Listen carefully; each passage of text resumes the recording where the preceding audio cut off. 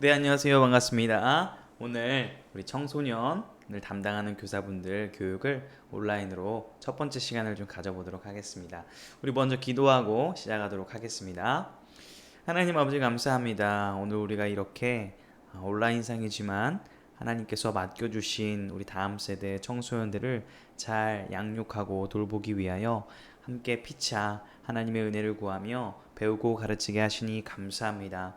성령 하나님께서 우리에게 지혜를 주시고 명철과 능력 또한 허락하여 주셔서 하나님의 마음으로 아이들을 바라보고 영적 부모로서의 교사 역할을 조금도 부족함 없이 잘 감당할 수 있는 우리 모든 선생님들 될 수 있도록 하나님의 시간 은혜를 베풀어 주옵소서. 예수님의 이름으로 기도하옵나이다. 아멘. 예, 우리 첫 번째 시간 제목은 무엇이냐면요. 실수하고 흔들려도 괜찮아입니다.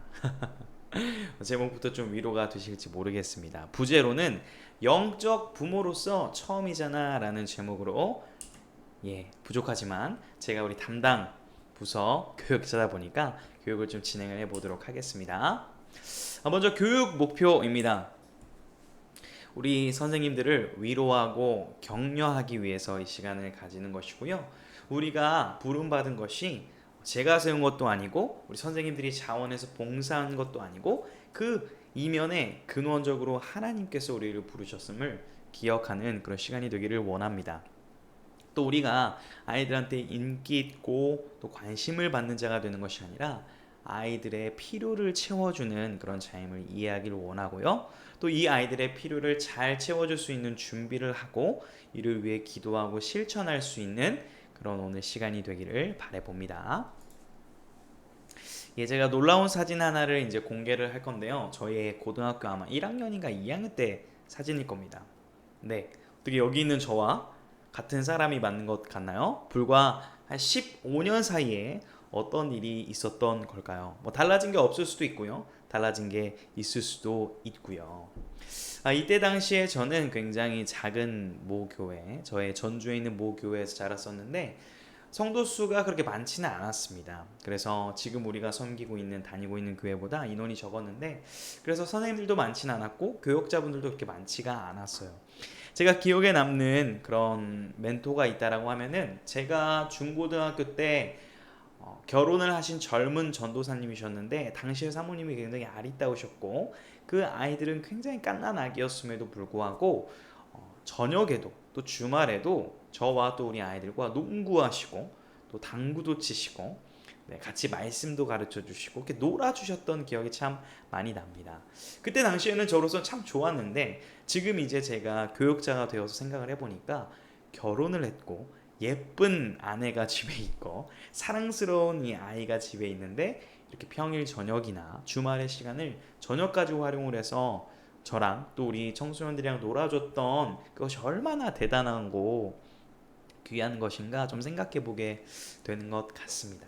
또 반대로 제가 기억에 남는 또 선생님이 있다면 한 고등학교 2학년 3학년 때 이제 진로에 대해서 고민을 할 시기에 제가 그렇게 당시에 공부도 잘하는 것도 아니고 또 노래를 잘하는 것도 아니었어요. 하지만 좀 자신 있게 좀 이렇게 지지를 받고 싶어서 저의 미래에 대해서 비전에 대해서 나오고 이렇게 되고 싶습니다라고 얘기를 했을 때 그것을 뭐 그냥 듣고 흘리는 정도셨으면 괜찮은데 아마 당시에 너가 그런 거를 좀 할 수 있을까라는 식의 그런 답변을 들었을 때 좀 상처를 받았던 그런 기억도 납니다. 그 선생님의 지금 잘못을 따지자는 것이 아니라 이처럼 우리 청소년들의 마음은 참 말랑말랑하고 여려서 좋은 일이든 나쁜 일이든 뭐 아무 일이 없든지 간에 상관없이 반드시 기억하고 또 나중에 추억한다라는 것입니다. 참 두려운 것은 저와 우리 선생님들이 좋든 싫든지 상관없이 우리 아이들에게는 이 시기의 선생님으로 반드시 기억될 것이라는 점을 말씀을 드리고 싶습니다.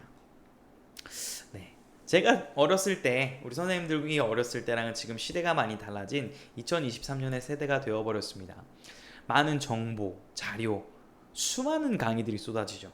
지금도 어떻게 보면 이 강의가 이 흐름 속에 하나의 숟가락 얹는 정도의 그런 좀 귀찮은 강의로 들리실지도 모르겠습니다.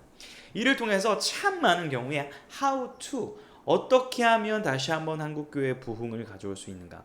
어떻게 하면 우리 다음 세대들을 살릴 수 있는가에 대한 이 방법론에 대한 고민들을 참 많이 했죠.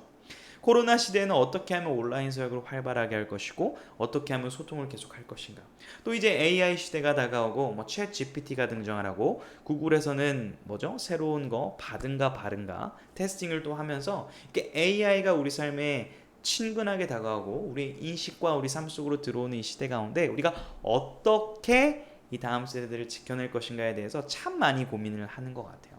그러한 과정 속에서 많은 교회들이 좋은 그런 교회 사례를 가져와서 또 관찰하고 또 견학해서 그것을 우리 교회에 있는 그대로 가져오자라는 그런 많은 목소리를 낸다라는 것도 또 주변의 교회로부터 소식을 좀 들었습니다.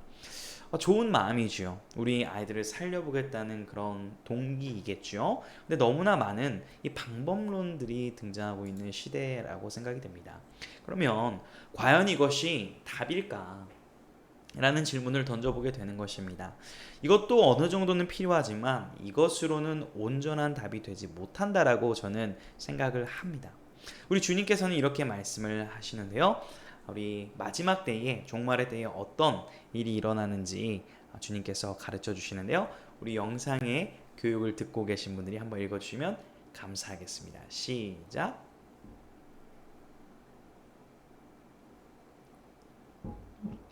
네, 감사합니다. 우리 예수님의 수제자였던 베드로가 마지막 때에 우리 성도들에게 어떻게 권면하는지도 한번 읽어보겠습니다. 시작. 무엇보다도 뜨겁게 서로 사랑할지니 사랑은 허다한 죄를 덮느니라.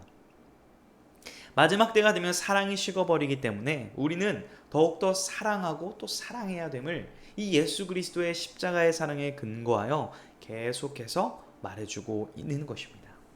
또한 우리는 오늘 우리의 정체성을 이 말씀을 통해서 좀 새기기를 원하는데요. 함께 한번 고린도전서 4장 15절 16절 말씀을 읽어보겠습니다. 시작. 그리스도 안에서 일만 스승이 있으되 아버지는 많지 아니하니 그리스도 예수 안에서 내가 복음으로써 너희를 낳았음이라. 그러므로 내가 너희에게 권하노니 너희는 나를 본받는 자가 되라. 아멘.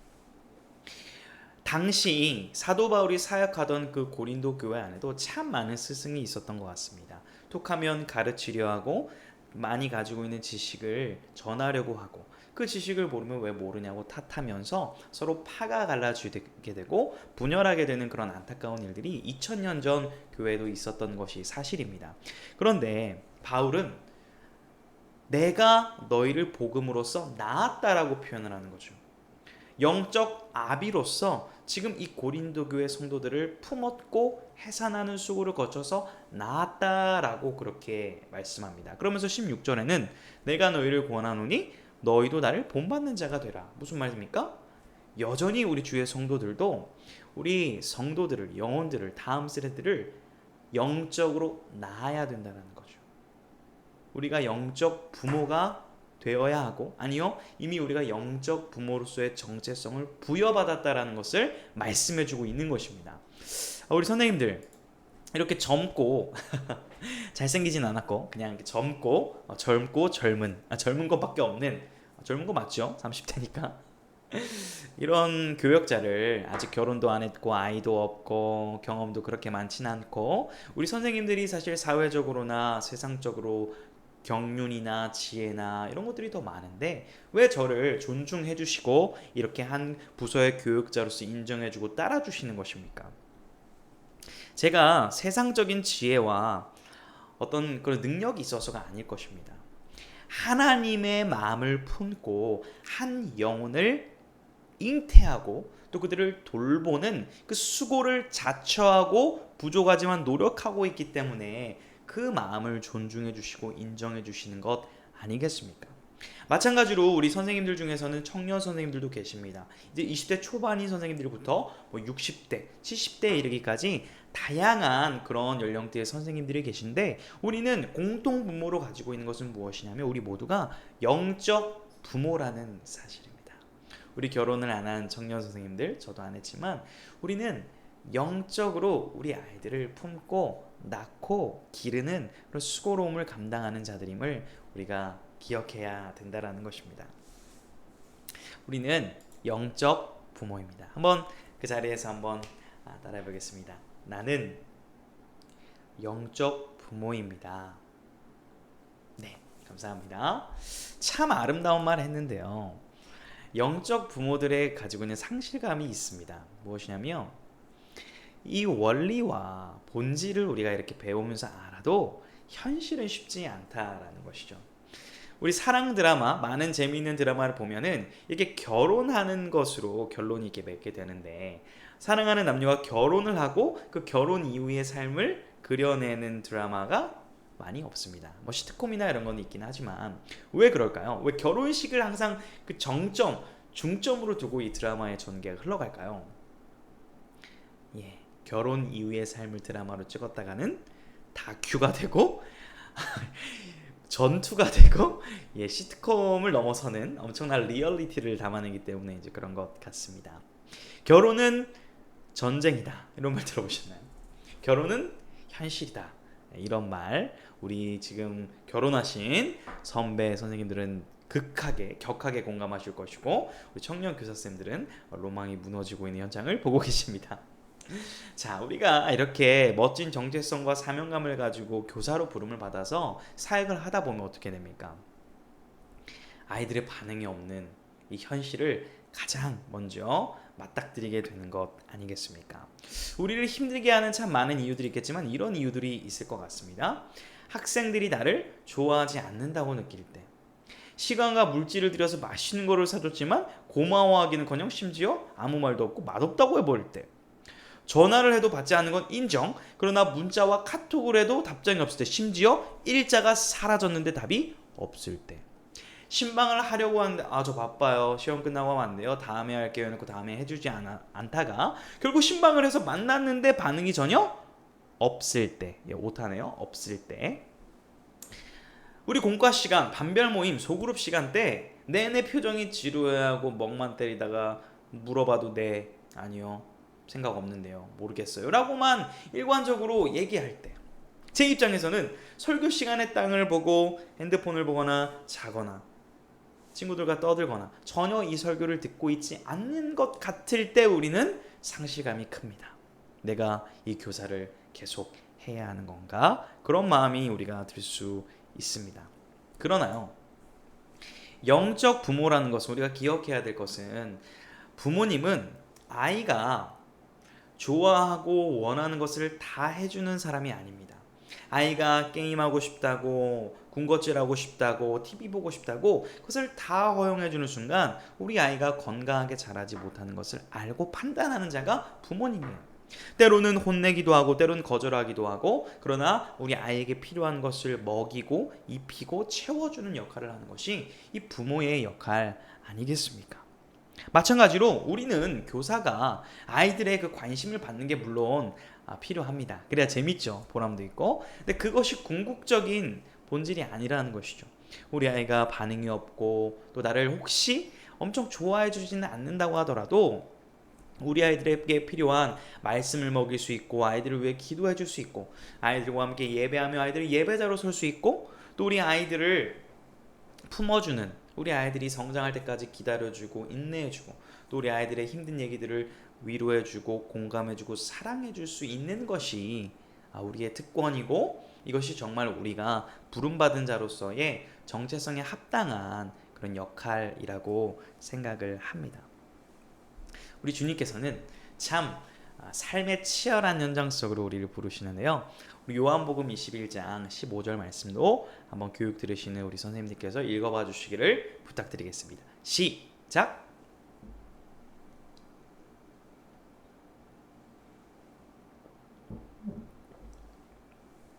내 어린 양을 먹이라 하시고, 주님께서 나를 사랑하느냐 물어보실 때 베드로는 주님을 사랑한다고 고백하고, 그런 베드로에게 주님께서는 내 양을 먹이라고 부탁을 하셨습니다. 지금 이 강의를 듣고 있을 정도라면 정말 주님을 사랑하지 않고는 이 강의를 들을 수 없으실 겁니다. 강의도 재미없게 하고 있는 이 목사님, 그리고 일을 하고 육아를 하고 피곤한데 과제를 하다가 피곤해서 자고 싶은데 억지로 짬을 내어 듣고 있는 이 강의는 주님을 사랑하지 않는 분이라면 결코 들을 수 없는 강의라고 확신합니다. 맞으십니까? 감사합니다. 주님께 감사를 드려요. 또 선생님께 감사드리고요. 그런데 주님은 참 우리의 수고로움을 요구하시는 것 같아요. 이 영광의 자리인 양을 먹이는 자리로 우리를 초청을 하셨는데요. 이게 얼마나 치열한 현장이냐면 여러분 우리 목자와 양의 이미지를 한번 떠올려 보십시오. 푸른 초장에 목자가 양에게 허이 허이 come come come 하면 막 양이 막 네 주인님 따를게요 이러면서 되게 서정적이고 아름다운 그런 모습을 생각할지 모르는데요. 사실 그 목자와 양 푸른 초장에서 꼴을 먹인다는 일은 엄청난 전투이고 현장입니다. 리얼리티라는 거예요. 이 양이라는 존재가 얼마나 귀찮고 수고로움이 많이 필요한 존재냐면요. 겁이 너무 많대요. 양이 겁이 많아서 이 모든 두려움에서 벗어나게 해줘야 된다라고 하고요.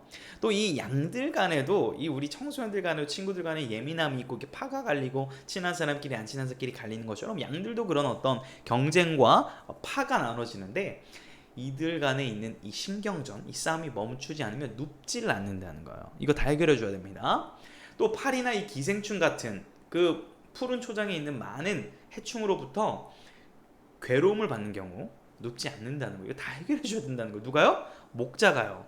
그리고 배부르게 먹지 않으면 눕지 않는다는 거예요. 공감되지 않습니까? 우리도 양이기도 하지만 사실 우리가 먼저 양이죠. 주님 앞에서. 그런데 우리가 이제 목자라는 역할로서 우리 다음 세대를 품을 때 우리 아이들을 먹이고 또 아이들의 문제를 들어주고 해결해주고 아무리 하고 해도 아이들이 만족이 되지 않고 온전한 쉼과 눕는 것을 잘 하지 않는다라는 거예요. 굉장히 치열한 교사로서의 삶이라는 것을 우리가 생각을 해볼 수가 있는데요. 다음 세대가 위기라는 말은 많이 들어보셨는데요. 그 중에서도 이 다음 세대 부서 중에 가장 인기 없는 부서가 어딜까요? 예, 바로 청소년 부서라고 많이들 이야기를 합니다. 물론 이 어린아이, 갓난아이, 또 그 유치원 아이들, 또 초등학교 아이들을 케어하는 것도 만만치가 않습니다. 그런데 그 아이들은 유익이 있어요. 맞고 이렇게 보면 예쁩니다. 뭐 반응이 있습니다. 리액션이 있고 프리티하고 아주 뷰티풀하고 나이스하고 그런데 우리 아이들은 청소년 아이들은 너무 사랑스럽지만 아까 제가 제 사진을 보여드렸지만 상당히 무표정일 때 좀 무섭고 또 반응이 없을 때 대화가 단절되는 것 같은 그 소외감을 느낄 수도 있고 우리 선생님들이 굉장히 쉽지 않은 그리고 많이 내려놓는 비율이 높은 부서가 청소년 부서라고 합니다. 그래서 매년 중학교 1학년이 올라오게 되면요. 저도 요번에 느낀 거지만 작년 1학년하고 올해 1학년이 또 다르고 한 해마다 그 스타일과 분위기가 다 달라지는 거예요. 그래서 새롭게 또 적응을 해야 되는 거예요. 1년 1년마다 또 코로나를 겪은 세대 아니겠습니까? 그러다 보니까 우리 아이들에게 말을 해주고 연락을 하고 해도 뭔가 변화가 쉽게 없는 것 같고 밑빠진 독에 물을 붓는 것 같고 또 우리 아이들에게 아무리 내가 열심히 준비하고 얘기를 하고 관심을 표현해도 뭐 변하지 않는 것 같은 그래서 계란으로 바위를 깨는 것 같아서 나는 안 되는 것 같아 나는 청소년 교사로서 자격이 없는 것 같다라는 그런 생각을 하면서 내려놓으려고 하시는 현상들이 참 많이 있다라는 것이에요. 네, 그러나 우리가 기억해야 될 좀 내용이 있습니다. 우리가 이 시간 붙들기를 원하는데요. 우리 네모칸 안에 있는 내용들을 한번 같이 읽어보겠습니다. 시작. 그리스도를 따르는 자로서의 1차적인 소명은 그분에 의한, 그분을 향한, 그분을 위한 것이다. 무엇보다 1차적으로 우리는 하나님께 부름을 받은 것이지 무엇인가로나 어디엔가로 부름받은 것이 아니다라는 것입니다. 먼저 우리를 이 청소년부 교사로 부르신 것은 우리가 청소년을 사랑하고 또 청소년과 함께하고 싶은 마음도 있겠지만 먼저는 주님을 향한 마음 때문에 우리가 이 소명의 자리에 있는 것이죠. 주님께서 우리가 잘하든 못하든 탁월하든 탁월하지 않든 이 청소년 아이들을 맡는 자리로 주님이 부르셨다는 사실을 기억해야 할 것입니다. 그렇기 때문에 우리가 우리 아이들에게 무엇을 잘해줘서 우리 아이들에게 필요한 것을 주어서 성장할 것이라고 생각하지만요. 이것이 어느 정도 실제적으로 도움을 주긴 하지만 사실 그 영혼의 깊은 갈급함을 우리 아이들의 영혼을 만질 수 있고 해결해 줄 수 있는 것은 우리 선생님들이 나를 먼저 부르신 그 하나님 앞에 하나님과 나의 관계 안에서 그 영적 건강함을 유지하기 위하여 말씀과 기도 안에서 몸부림치고 우리 아이들을 어떻게든 사랑해 보려고 노력하는 그 모습, 그 자세를 우리 아이들이 보게 되고 우리 아이들이 그것을 느끼고 변화되는 그 일을 우리가 경험할 수 있다라는 것입니다.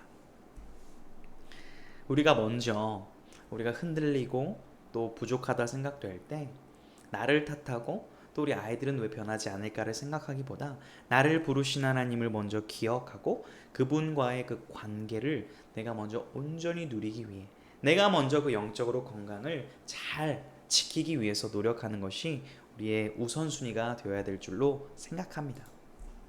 그러므로 우리는 교사로서 또 교역자로서 배워야 합니다.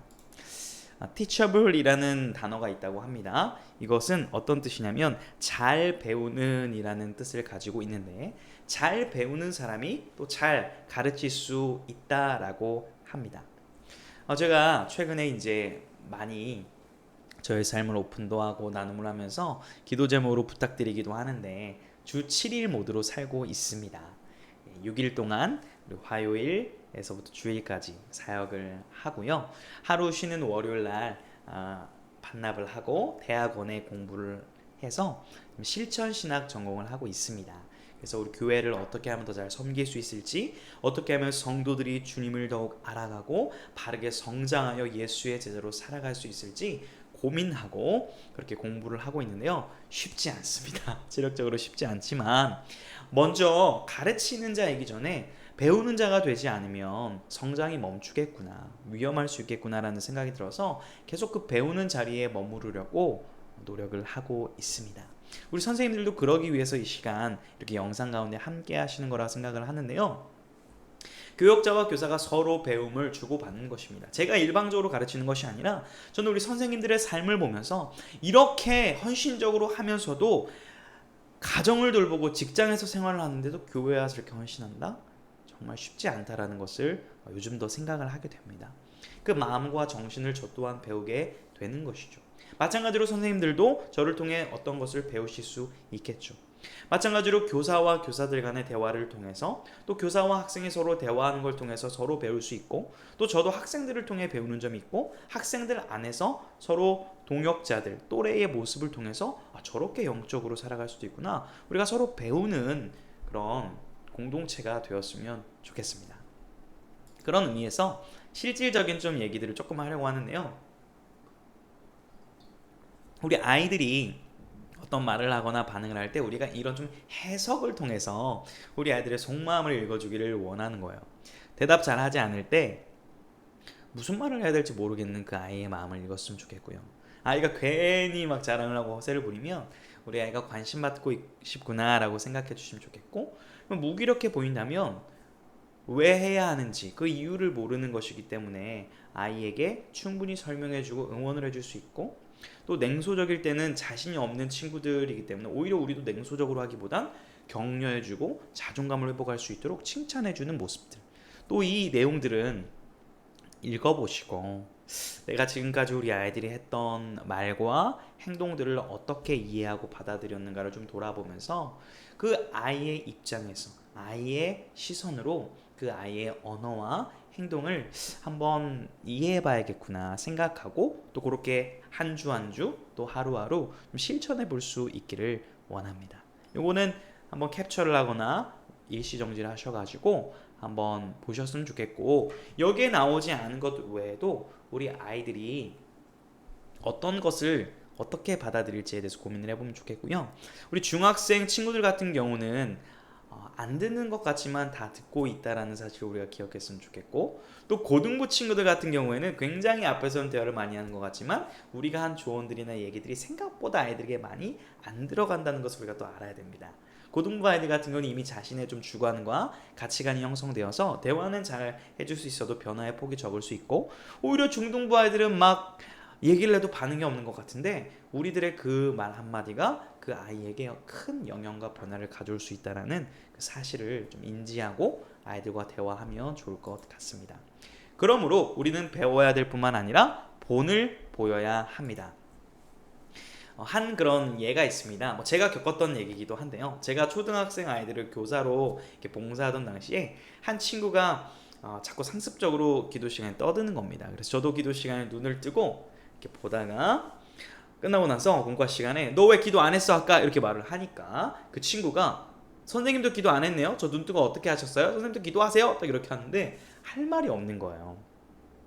우리 아이들한테 예배 드려라, 말씀 봐라, 기도하자라고 말은 하지만 정작 교사였던 제가 예배를 온전히 드리지 못했고 말씀과 기도하는 온전히 거하지 못했을 때 과연 그 아이들에게 그것이 본이 되고 영향력이 흘러갈 것인가에 대해서 고민을 했었는데요. 우리가 먼저 예배를 드리고 먼저 우리가 말씀을 읽고 기도하고 먼저 사랑하고 섬기는 그 본을 보이는 우리들의 노력 또한 아이들에게 가장 확실하고 효과적인 그런 교육의 방편이 될 거라고 생각을 합니다. 그래서 나름대로 우리 청소년 비녀스쿨 교사들이 어떤 것을 좀 주의해야 될까 10계명을 좀 정해봤는데요. 좀 10계명을 사실 아무데나 많이 갖다 붙이는 풍토가 있어서 이것은 좀 부정적이긴 하거든요. 10계명은 정말 중요한 말씀인데 아무데나 자녀 양육 10계명 찬양팀 10계명 이런 식으로 이름을 붙여서 이름 붙일까 말까 하다가 그래도 10가지 정도로 이렇게 정리하면 우리가 나름 돌아볼 수 있겠다, 나름 기준을 세울 수 있겠다 싶어서 10계명이라는 이름을 붙여보았습니다. 내용을 쭉 확인해 보시면 되겠습니다. 포인트는 우리가 정말 배운 대로 또 실천하고 본을 보이기 위해서 기도하고 또 사랑을 실천하는 그 중심과 실행, 이 모두가 중요하다는 것을 얘기하고 있습니다. 특별히 우리가 10번의 내용이요, 우리가 많이 기도하고 또 관심을 가지고 표현하고 하더라도 이게 눈으로 결과가 보이지 않으면 낙담하고 실망할 때가 참 많이 있습니다. 그러나 결과는 하나님께서, 성령님께서 허락하시는 거라는 것을 우리가 반드시 기억하며 우리가 지치고 낙담할 때마다 그 하나님을 바라보며 끝까지 기도하고 또 끝까지 우리 아이들을 사랑했으면 좋겠습니다. 주님이 우리를 위해 그렇게 하신 것처럼요. 특별히 1번, 2번 좀 참고하셔서 우리 아이들 이름을 노트에 적고 매일매일 이름을 읽고 또 기억해내려고 하는 그 자세는 중요합니다. 그래서 우리가 함께 이것들을 다 실천할 수는 없겠지만 해보려는 그 노력들을 하는 것 우리 안에 필요하다라는 그런 생각이 듭니다. 실수하고 흔들려도 괜찮습니다. 우리 두 가지의 좀 질문들을 좀 답하려고 하는데요. 이런 질문입니다. 사춘기 아이들이 반응이 없고 응답이 없다는 것을 알지만, 배워서 알지만 실제로 그럴 때마다 마음이 힘든 것은 어쩔 수가 없습니다. 어떻게 해야 될까요? 저도 설교 시간에요, 우리 아이들이 반응이 없고 또 연락을 했을 때 반응이 없으면 낙담합니다. 그리고 저는 태생적으로 관심을 많이 받고 싶어하는 사람인 것 같아서 더더욱이 많이 상심하는데 그것을 최대한 표현하지 않으려고 애쓸 뿐입니다. 마찬가지로 우리 선생님들 단체 톡방에 제가 이렇게 올렸을 때 하트나 V표나 이런 게 없을 때 마상을 입기도 하는 그런 소심한 면도 있는데요. 그래서 우리 선생님들의 마음을 더 잘 이해할 수 있는 것 같아요. 왜냐하면 저도 이렇게 가르치지만 제가 그렇게 힘듦을 경험하고 있으니까요. 그런데 그럴 때마다 정말 우리가 하나님 앞에 반응하지 않고 하나님을 찾지 않고 하나님을 멀리하는 그때에도 우리를 위하여 영원한 관심과 사랑으로 죽기까지 복종하신 그 예수 그리스도를 묵상하는 것 밖에는 답이 없는 것 같아요. 예수님을 바라볼 때 그 예수님의 사랑이 우리 안에 흘러들어오고 우리의 지침과 낙담을 그 사랑으로 회복시킬 때 다시금 우리 아이에게 관심을 표현하고 사랑을 실천할 수 있지 않을까. 이렇게 우리가 흔들리고 또 넘어지고 또 낙담하는 것은 자연스러운 우리가 좋은 영적 부모로서 성장해가는 과정이라고 생각합니다. 응원하고 축복합니다. 또 이런 질문입니다. 삶이 바쁘고 분주하여 아이들에게 잘 해주지 못하는 것 같아 미안하고 죄책감이 늘 저를 괴롭힙니다. 저는 교사의 자격이 없는 걸까요? 우리 많은 교사 선생님들이 이런 고민하실 수 있다라고 생각을 해요. 직장 생활을 하죠. 가정에서는 또 아이들을 돌봐야 되죠. 또 주일에는 이렇게 아이들을 섬겨야 되는, 특별히 청소년 교사 같은 경우 주일만 하는 게 아니라 토요일에도 연락을 해야 될 때가 있고 평일에도 연락을 해야 될 때가 있고, 또 제가 길게 보내는 그 장문의 공지들을 확인하느라 얼마나 수고가 많으십니까? 저는 오히려 이런 고민을 하고 이런 마음을 가지신 분이 건강한 선생님, 건강한 영적 부모라고 생각합니다. 오히려 제가 그랬던 적이 있어요. 이 정도 했으면 됐지. 이렇게 내가 많은 시간을 투자했고 이렇게 열심히 노력했으니까 나는 내가 해야 될 일을 충분히 한 것 아닌가라고 착각하고 만족했던 때도 저에게 있었습니다. 그런데 오히려 그게 더 위험하더라고요. 나는 부족하고 연약하다라고 생각하는 그 고민 자체가 저는 귀하다라고 생각합니다. 물론 그것이 정죄감으로 빠져서 정말 나의 자격을 운운하고 나의 자격이 없다라고 내가 판단 내려버리는 것은 나를 부르신 하나님의 그 부르심을 또 부정하는 것도 되기 때문에 조심해야겠지만요. 그런 찔림과 고민이 있다는 것은 바람직한 모습이고, 그런 고민이 들 때 그 순간 연락하시면 됩니다. 지금, now on, 지금부터라도, 지금이라도 한 번 더 기도하고 연락하시면 됩니다. 지금껏 잘 못해왔던 것, 부족했던 것은 잊으십시오. 보라, 이전 것은 지나갔으니 그리스도 안에서 우리가 새로운 피조물이 되었도다라고 말씀하신 말씀처럼 우리가 오늘 다시금 노력하고 오늘 다시금 성령님의 도우심을 구하며 우리 아이들을 사랑하고 또 아이들을 위해 섬기는 것, 그 자세가 중요하다고 생각합니다. 지금도 너무 잘해 주셨고 또 이렇게 강의 들으시는 것 자체가 그 마음이 아름답다라고 생각합니다. 감사합니다.